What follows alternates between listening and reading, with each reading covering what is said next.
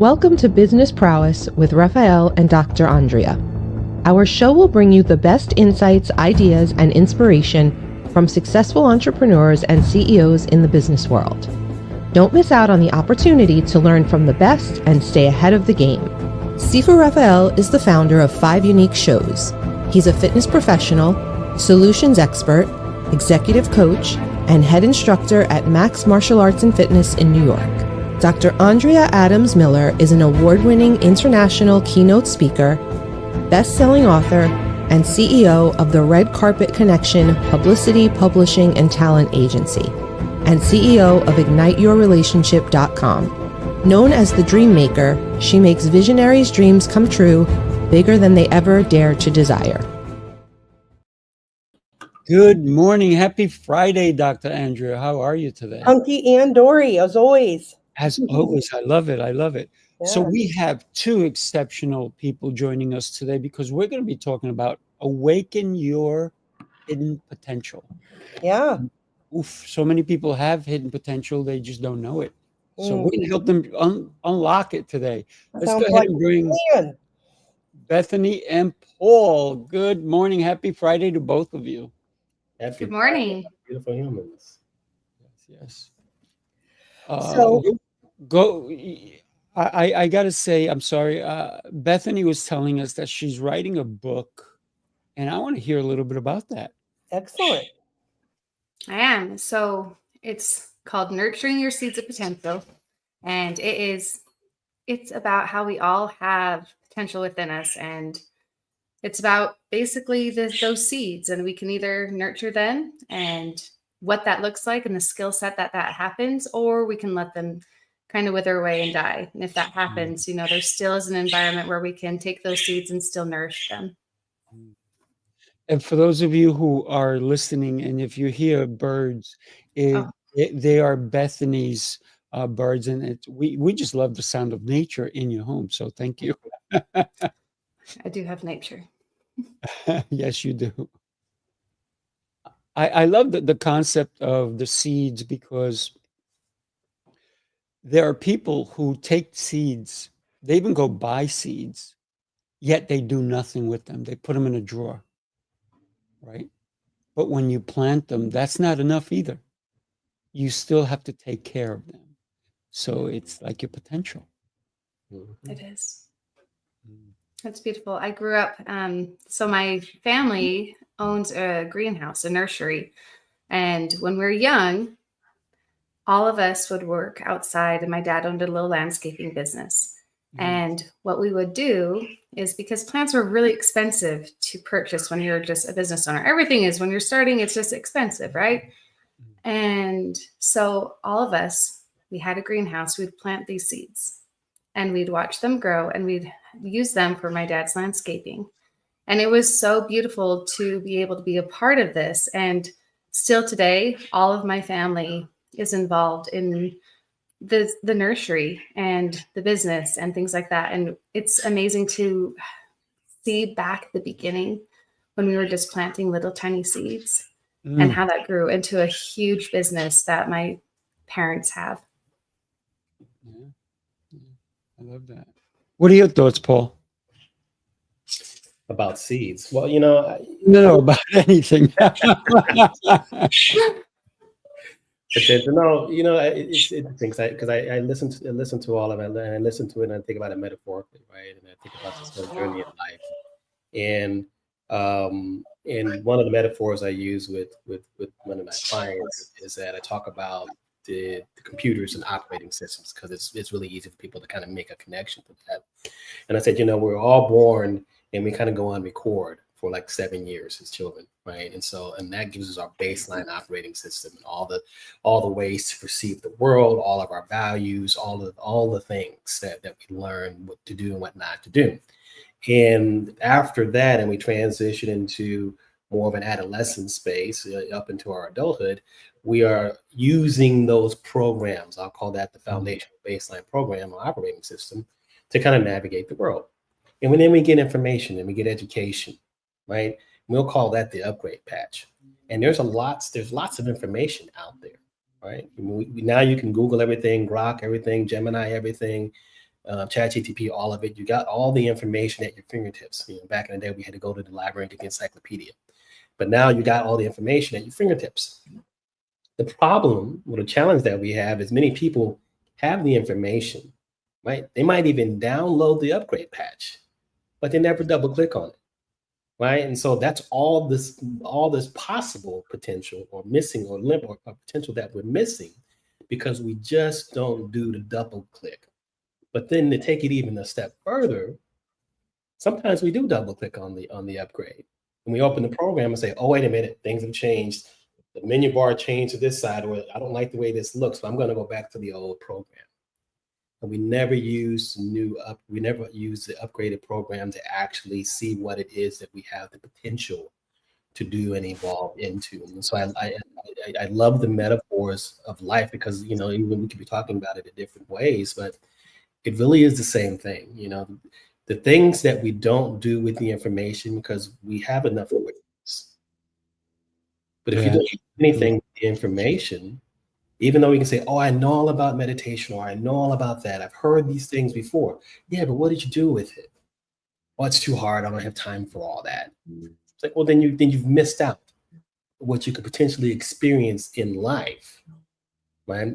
If all you had done was done something with the information, and it doesn't have to be big, just do something. If it works, great, learn from that. If it doesn't work, great, learn from that, adjust and try again. Mm-hmm. And so when we fail to take action, that's all the missed potential. It is. I'm just curious. Wow, that was powerful. Double click, people. Double click, but then take a look. Dr. Andrea, I'm just curious. What are your thoughts on this topic that we are discussing? Well, the whole idea, we're all seeds. We all have seeds of ideas or thoughts or inspirations. Some that we plant and then forget about, and sometimes they grow accidentally. The sun shines on them and they get water, even though we may have not intentionally done that. And at the same time, the potential that we all have. I think it's very rare that we all live into our potential.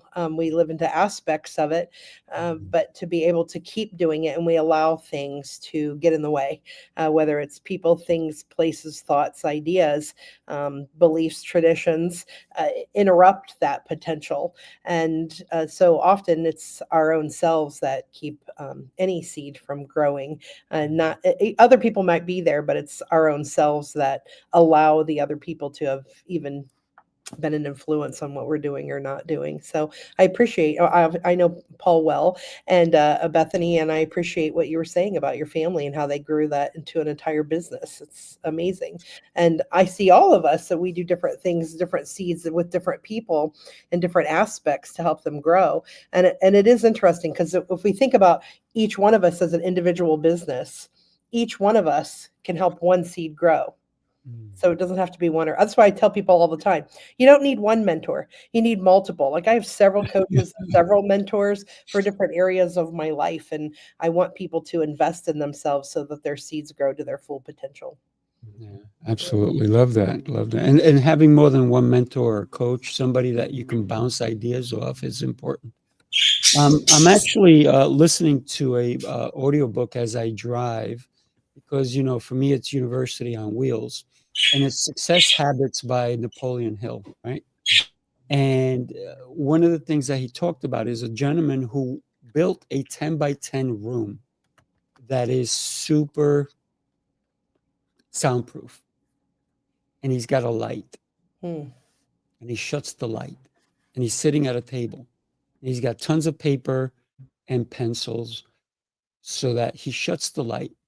And he has an idea or a problem. But he can't come, and there was one that he had for 10 years, he couldn't come up with a solution. But when he built this room and he did this experiment, he shut the light. No noise, no anything, just him and his mind. And it was this thought, that seed, that eventually was building. The roots were growing. He just didn't see anything coming from it. But it came to him. Something he could not have solved for 10 years is because he took the time to nurture it. He put the light on and wrote for 3 hours. And the solution came to him because he took the time to put the energy into it.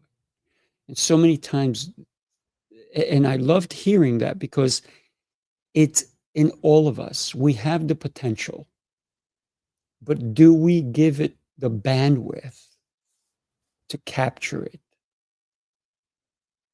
Do we even journal? I love journaling. Listen, I got different ones here. I'm journaling all the time.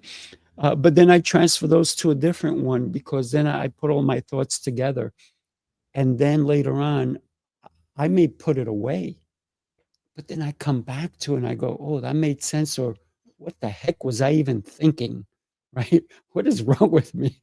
But if I didn't put it down, I could not go back to look at it. Because when you write it down, that's the seeds that you're planting, right? That's the thought process. And then when you verbalize it, you hear it. So it's 3 ways that you're communicating. One is through thought, the other one is through sound, and the other one is through listening. So I believe that we have this potential, but we don't explore it. I'm going to leave it there. Something that I think is unique about this topic is that one of the things I will talk about in my book is that sometimes plants and seeds can get sick. And we don't talk about, this lapse in our lives. We go through this like roller coaster of our lives.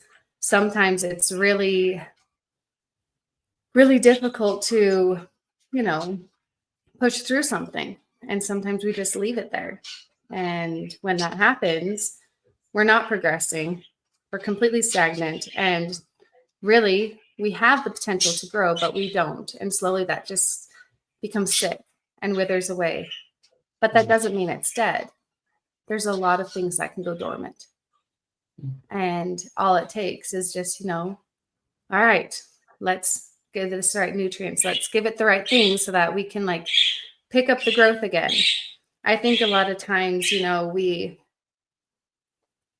can't even remember his name, but there used to be about 80% of all boats and ships that used to sail off into sea used to sink, and sailing was a scary thing. And then there was a man, and I cannot remember his name, but he did the mathematical equation to figure out that you actually had to weigh all the people and weigh all the things to be on a boat.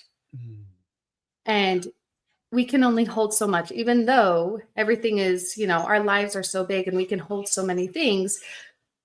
Realistically, if we overload ourselves too much, even with a mental load or things like that, even though we look like this amazing, magnificent thing, if we're overloaded, we will sink.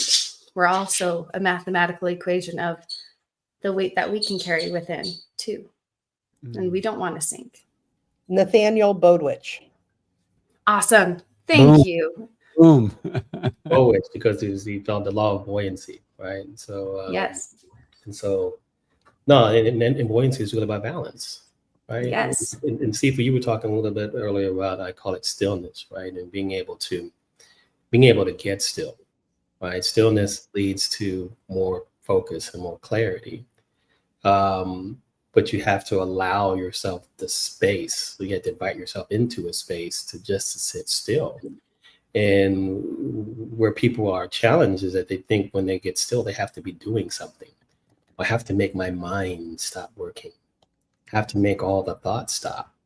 And we find ourselves in these practices of frustration and anxiety and disappointment because we're so focused on making it stop.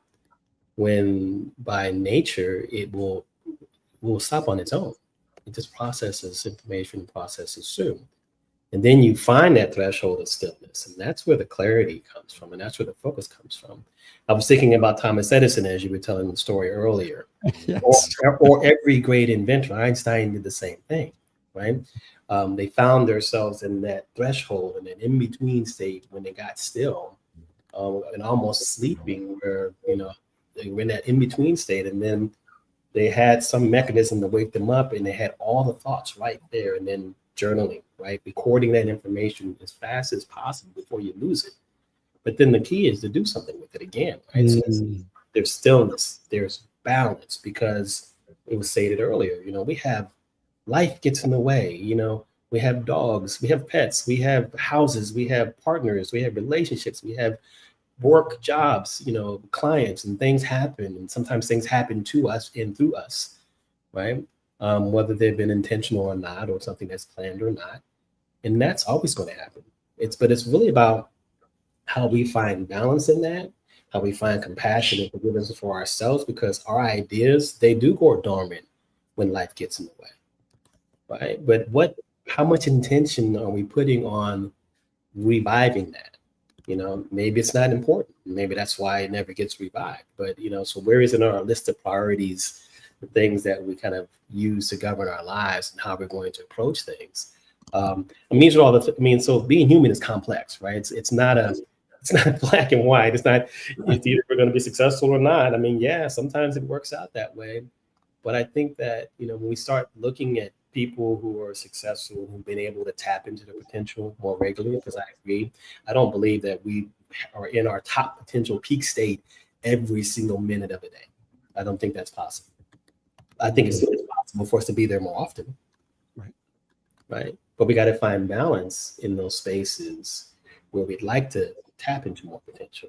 And if we can do that and we can learn the formula, then it becomes something that we can do on demand. I'm not going to say easier, but something that we can more intentionally do on demand. I agree. When we consider, and I love the fact that we brought seeds into this. Bethany, you're the powerhouse here.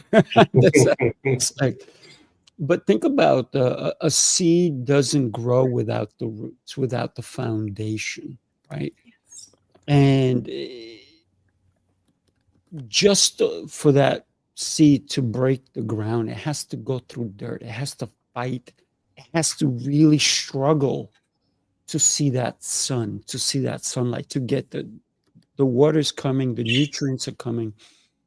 But even when it has reached a height that we can all see, things get in the way. And I know that Bethany's going to tell me that sometimes we need the weeds, but sometimes the weeds try to strangle it, right? A storm will come. Somebody will try to pull it out. Somebody won't know what it is. But think about in a huge storm, which trees survive? The ones with the deepest roots, right?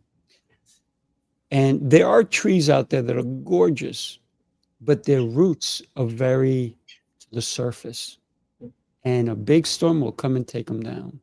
The ones that survive are the ones that sway in the wind, the ones that move.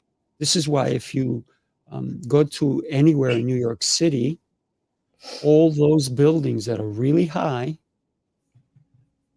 they're very high going down, if you will. Their foundation is deep. The Empire State Building is several stories down so that it can sway when the winds come. When all of these torrential rains and storms and all of these things come, they still stand. So we need the foundation to be strong. And that's where the foundation is in our mind. We need to build that. And stillness definitely helps with that. Yes. I build my foundation every night. I put on my mask. I put on a mask for my eyes, not for my face, right? So just for my eyes so that I have no light coming in. So, and this is what I ask. I don't want to go to sleep to sleep. I want to go to sleep to work. So I'm one of those guys that I love doing things. So when I'm sleeping, I don't want to sleep. I want to work while I sleep. So I give my mind instructions. I ask God for instructions. I ask him to direct me, to give me guidance while I sleep. so that when I wake up, and sometimes I'm up at 2, 3 in the morning and I go right. Why? Because things came in, because I got the direction, I got the instructions, and I cannot wait. And one day, not too long ago, I went to sleep around 10:30. At 12:30, I was up. I could not go back to sleep. And I immediately went to write. And at like 4:30, I'm like, oh, well, I'm usually up at this time, so I might as well shower and stop writing and then, go about my day. But, and that whole day, I was not tired. I was energized because I put my mind to work. I'm just one of those, I guess, crazy people.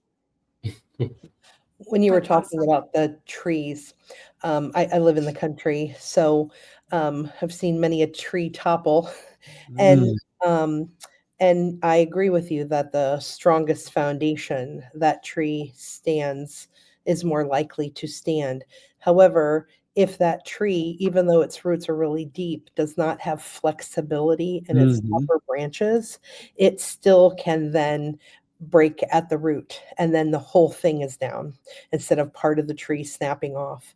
So, so I would say that not only um, is the foundation super important, but while you're building that strong foundation to keep learning and adapting so that you have the flexibility to change with how things happen in the world. And that's not only personal, like for personal health, but for in a business as well. mhm, We never know when things are going to change and grow, and it's so funny how every day there's a new something, a new software, a new idea, a new thought that we need to learn in order to stay in the game.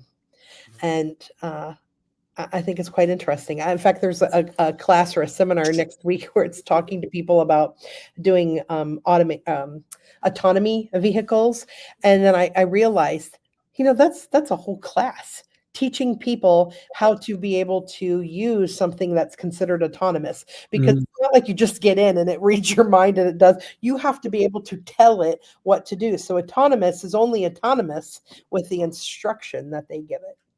mm, So, Mhm. you know, everything changes now. Even like the other day, I was wanting a McDonald's tea. I like my McDonald's iced tea, and I had to think, oh wait, they didn't have something, and so to be able to fill out the app to get your little awards, and I'm like, that's a whole learning thing, and that I didn't realize that like I'm able to grasp and change. But I was thinking about people who maybe have trouble learning, or who dyslexic, or who are older and haven't gotten the idea of that we constantly have to be learning. So you're in your car learning a whole new system to do something. You have to be fast and be thinking.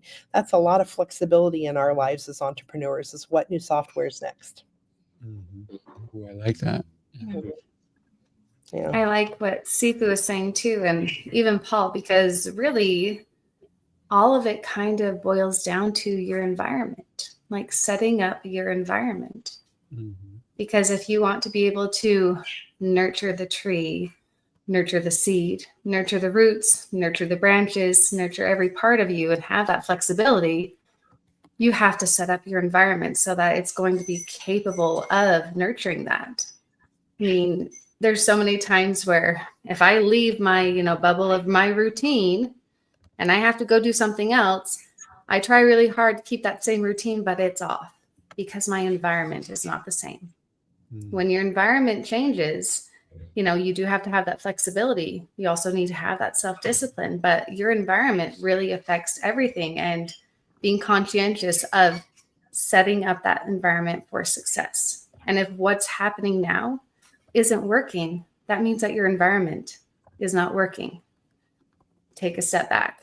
There's so many times I'll set up classrooms when I was a teacher, and if you ever want to know if your environment is working, just space wise, have a whole bunch of 5-year-olds come in there and see how quickly they can rip something apart.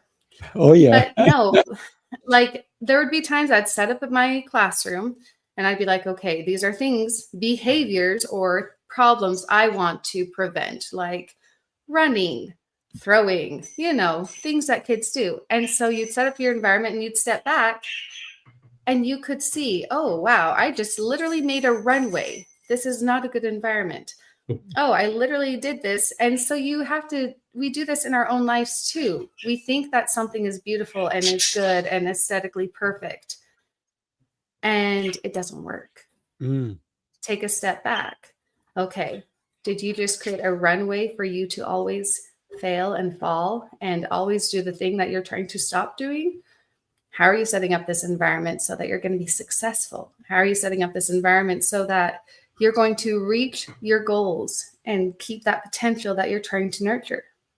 So I think environment is like a crucial aspect of like creating the perfect growth, environment for our seeds and for our roots and for everything. Mm-hmm. I love that, because your environment also sets you up in so many ways, right? Mentally, physically, how you feel. If you're claustrophobic, being in a closed space is not going to be helpful to you.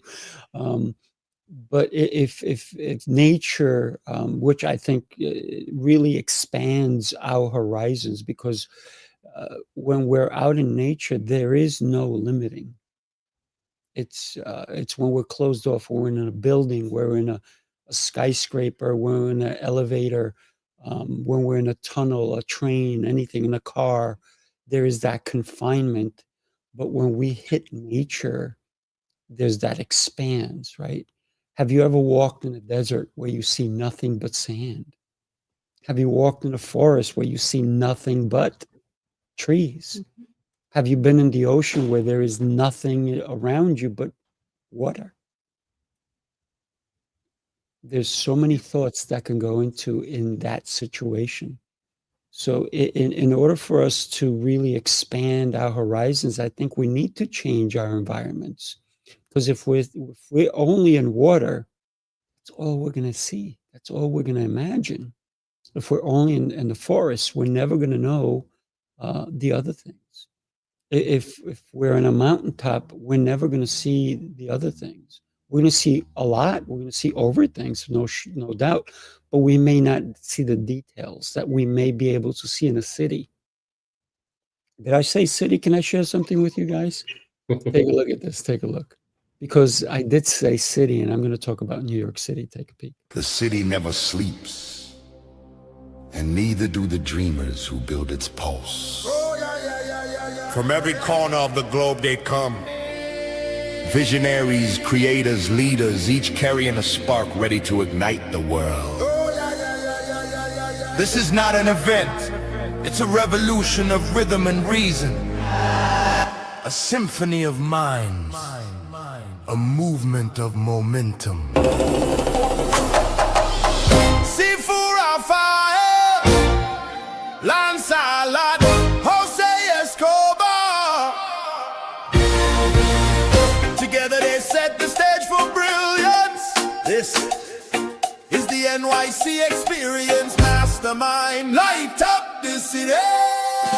They coming from the east, coming from the west. Knowledge on deck, put the truth to the test. Leaders in motion, hearts in sync, dropping wisdom so deep it'll make you think. They bring stories, sweat and flame, different faces, one shared name. Elevation, that's the sound. NYC experience, mastermind, where purpose is found. So I love the fact that Dr. Andrea is over there dancing. She's moving. I love the music. Thank you. One of the things that I realized that StreamYard has done is that it allows us now to put QR codes. So that QR code that you see up there, that's for the New York City experience. And I created it for you. I created one for each one of you. So when you're talking, I'm going to put your, for example, right? This is for me, if you want to get in touch with me. This is Bethany's QR code. This is Paul's QR code. This is Dr. Andrea's QR code. Each one of them is unique. So if you're watching this, you can QR code us. Lovely. Very cool. That's awesome. That's awesome. It's cool when technology keeps advancing, right? It helps us navigate and create things that we never even imagined. So, Dr. Andrea, let me tell you which one that one was. That's your QR code, right? Hold it up. Yeah, you hold it up. So right? It went right to your website, right? Yeah, nice. So you guys want to pull out your phone? You can follow Dr. Andrea. You can follow Paul. Now let's put up Paul's. This is Paul. So this is Paul's QR code, right? So go ahead, click on it. Dr. Andrea's going to make sure that you got your right website going on, right? And then, for example, ready? This is Bethany's QR code to her website, right? And then, so think about that. It's pretty cool. I already shared mine. That's mine right there. And this is the one for the New York City experience. So when you guys are talking, you may see the code switch, because I figured it's a good way for people to connect with you a little bit more. That is very cool. That's very cool. Yeah, right? Very cool. That's why we pay so much money to be on StreamYard. Now the trick to do them all and then to keep them in your browser is, as soon as you look at one in your browser, hit plus, so that you Yes. open a new browser. And then when you take the picture, so now I have all 5 of those things on the page right now. So I have all of ours. Excellent. That's So awesome. that way you can see multiple things at once, keep all the information, and look at it later. That's Nice. cool. Look at So- us sprouting branches on our tree. What? So, Sifu? So I wanted to say, a lot of times that seed cannot grow by itself. It needs the farmer. It needs the person who's maybe growing it at home. It needs assistance. And this is why I love coaching so much. I love mentorship so much. Trainers, you need someone to help and guide you in your journey. Every super duper duper successful person I've ever met never did it alone. Never, ever did it alone. They always had somebody who shared something, who showed them the way, who maybe tightened up the timeline so they didn't have to waste 3 years. Maybe they did it in 3 months. So this is why it's important that we do connect with everybody on the show. This is why it's important that everybody has their own specialty, and maybe it doesn't coordinate with what you're doing, but somebody will, and you should look for that person that's going to help you evolve into the new you need to become, because every day you should continue to grow. I had a guest on my show earlier, and I loved what he said, and I'm going to share it, right? And it's Tommy Kilpatrick, and he said, and I loved it, your mind is like a parachute. It only works when it's open. I was like, I'm going to write that down and keep it. That is a good one. That is a very good one. So I got to give him props for that. It's awesome. It's very true. And I think so many times we actually close our minds off and we don't let us expand. We will not. I don't know. I think we have a lot of fear. And I think that because we have fear approaching things and changing our environments and doing new things, it does change the way that we want to approach things. And I think that that is definitely a way that we end up closing our parachute. It's because that fear, sometimes we let rule our lives and not let us do the things that we really need to be doing. Mm-hmm. I just changed it, so now that's Bethany's QR code. And now Paul's going to talk, so I'm going to go to Paul. You ready? Go, Paul. Go. See it change. What was I going to say? Oh, I was going to say, yeah, I think that, so that fear, right? I mean, it's part of our perspective, right? Our perceptions. Our lives are shaped by our experiences, past experiences, perspectives, perceptions, values, things that we observe. And then we have those experiences, right? And those lived experiences then shape our reality. But I mean, even on this call, we got 4 different realities happening right now, right? All based on who you were and who you are today and all the things that led up to that. The beautiful part of it is that everything that you've experienced, whether you want to classify it as good or bad, led to this moment right now, right? So we spend a lot of time judging our moments and getting stuck in our moments and really the emotions that we attach to those moments that then determine how we feel. And then if we get stuck in that and we get in the loop of that, then we're suffering, right? And the suffering is always a choice for us, right? We don't have to suffer. We're intended to experience all the full range of emotions as a human being. You're supposed to experience everything from hate to love and all the things in between, right? Then the question is, what did you learn from those experiences? Those experiences taught you something. And sometimes the teacher says, I don't want that anymore, or I want more of this over here. But if we can get out of getting attached to it and looping in it, then we don't suffer. And that further exacerbates the fear that we experience when we need to come out of, and I hate to use the word need or should, but when we need to come out of this bubble and do something different. You were talking about adapting, and we were talking about changing our environments. It's one of the reasons why I moved to Florida. You know, I was born and raised in DC, and for most of my entire life, I lived in DC or in the DC metro area, with the exception of my time in the military. And a thing that, that I've learned, or that I've experienced and learned over years, number one, it's also true, you have lots of mentors and you have coaches and people who give you guidance. No one successful has ever done it by themselves. This is not supposed to be a solo journey, right?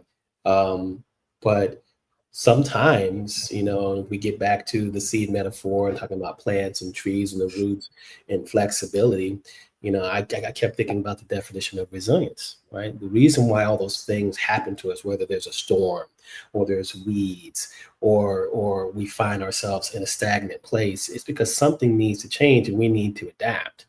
And so when I think about resilience, it's about preparing for, adapting in, and recovering from stress, challenge, and adversity.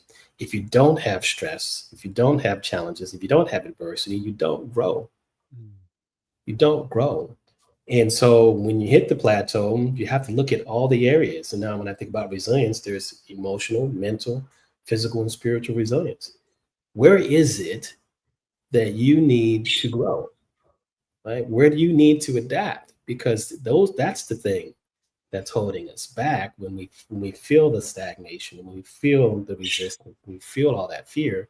There's something in one of those areas that's holding us back, and we really need to get to a point where we can identify what that is so we can move forward. And even then, that's a choice, because you can identify it, but if you're kind of like, it's not, it's a big deal, but it's not that big of a deal.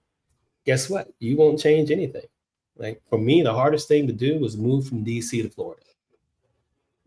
I served in the military. I was overseas. I was in every ocean on the planet. But the hardest thing for me to do was to move from DC to Florida. Why was that?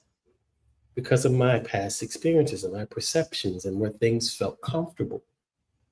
But if you find yourself in a place of stagnation where you're not able to grow, sometimes you got to change the environment. You can change your mindset all day long. You can change your emotions all day long. You can change your spirituality, you can change your spiritual practices all day long. But if that's not working, physical, right? Something has to shift. And so I love the connections with resilience and flexibility and adapting. And even when you said, when you see, all you see is water, all you see is sand, and all you see is trees, that's all you know. So then we have to find the courage, if you will, to explore other options. But we can only explore those options if the curiosity takes us there. Because if we're not open, back to the parachute metaphor, if our mind's not open to it, we'll never do it. I think an interesting thing. Oh, go ahead, Andrea. I appreciate that you say that, Paul, because, I do a lot of theater, and I love theater because it expands culture. You learn different things about different people through the experiences of the stage characters and reading. And as people read more and experience things and go to plays or musicals or other places in the world, their eyes open to what is possible, because, Sifu's definitely right. If you've never left your city, then you have no idea what other things are possible. And Bethany, what did you want to add to that? Oh, I was just going to talk about how, we always have a why, and the growth part is uncomfortable. And it's called uncomfortable growth for a reason, because it's not supposed to be comfortable. If we're comfortable, we're not growing. And I think we forget sometimes. I think I've talked to Sifu about this, but I'm a Montessori teacher. And so everything is in my mind very clear with 1, 2, 3 steps. And so I've always taught, the triangle of self-discipline. And realistically, most of the reason why we start something and we have all the best intentions to change this habit or, create direction in our lives, we have the reason why. And that is the first part of that triangle. We have the determination, the reason why, and what it is. And then the other part of that triangle, you have the other part, which is it is more of the why. You have the reason, then you have the why. But you have the reason and you have the why. I need this. This is why. You are creating this. That is where people stop. The piece that we're missing is the foundation, the roots, and that is the accountability piece. That is what holds your triangle together. If you want to have true change, you want to have true just movement instead of staying stagnant, you have to have an accountability piece. There has to be a reason why you need to do what you need to do. Right. What is your why? How are you going to hold yourself accountable to the changes that you want to make, to the growth that you want to have? How are you going to do that? What are you going to do to hold yourself accountable? Love it. Love it. Wow. What a great conversation. And I know we're running out of time, but I want everybody to think about how do you awaken your hidden potential? You sometimes have to look in the mirror.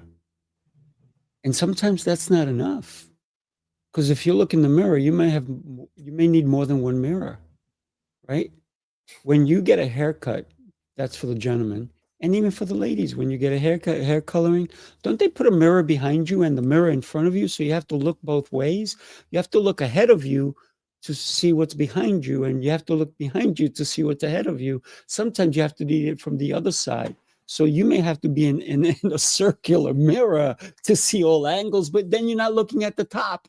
Because if you're looking at the top, you're not seeing the bottom. So this is why I think somebody there to help you find your hidden potential is critical.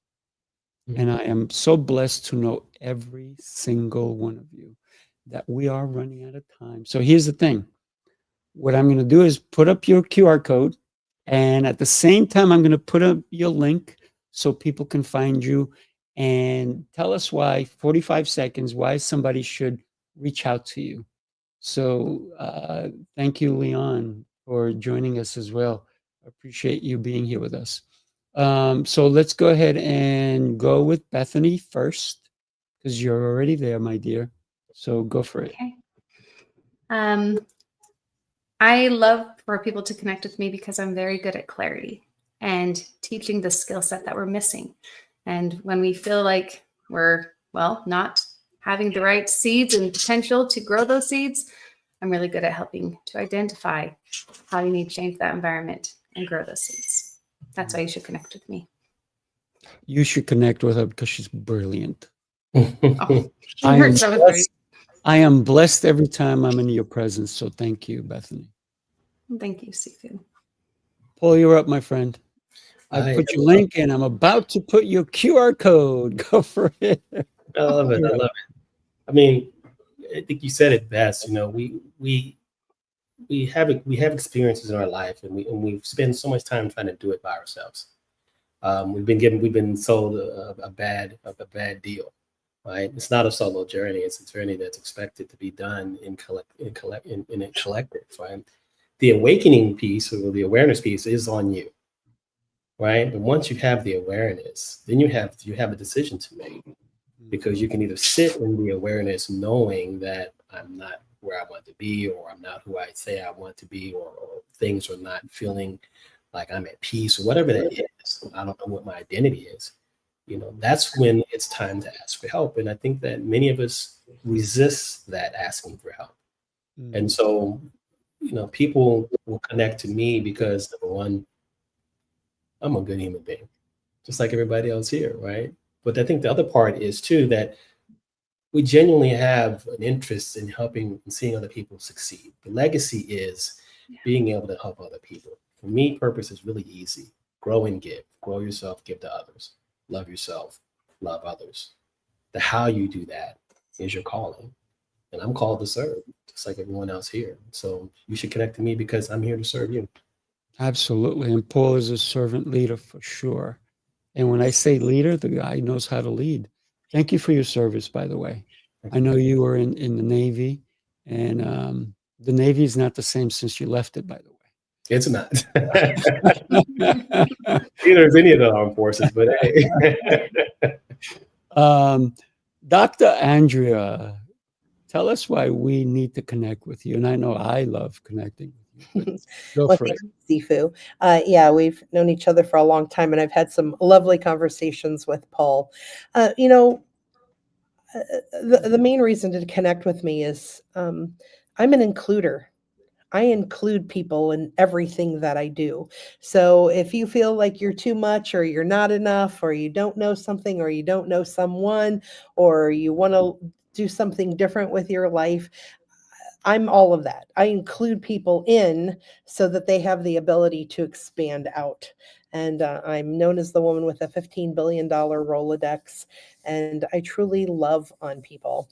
So if you want to be loved, come around. TheRedCarpetConnection.com. Thanks, Sifu. And how about you, Sifu? Oh, well, what can I say? I'm Sifu Rafael. Let me just change one thing here so you can see me. So let's consider everything that you've heard today, right?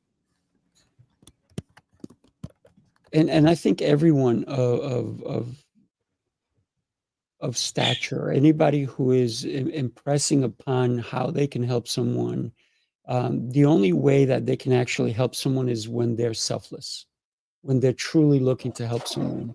So for me, that speaks, that's my volume, that's my world. So I help people reset, restore, and rise, whether that's through their health, their communication, or the way they show up in leadership.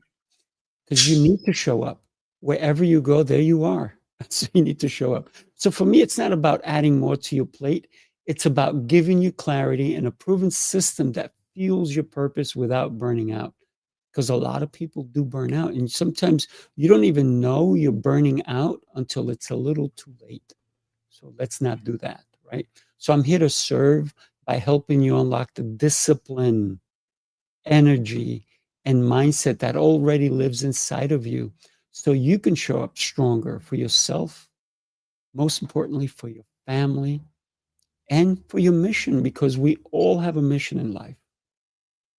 Let's follow it. So if you want to connect with me, I'm easy to find, SifuRafael.com. Can't get any easier than that. So thank you, everybody. Do me a favor. Share this show with everyone. Why? Because such great concepts were shared today.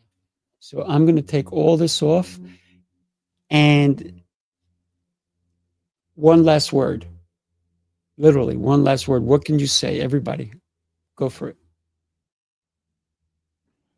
Fun. Environment. Resilience. Grow. Thank you, everybody. God bless you all. Have an incredible rest of your day. Take care.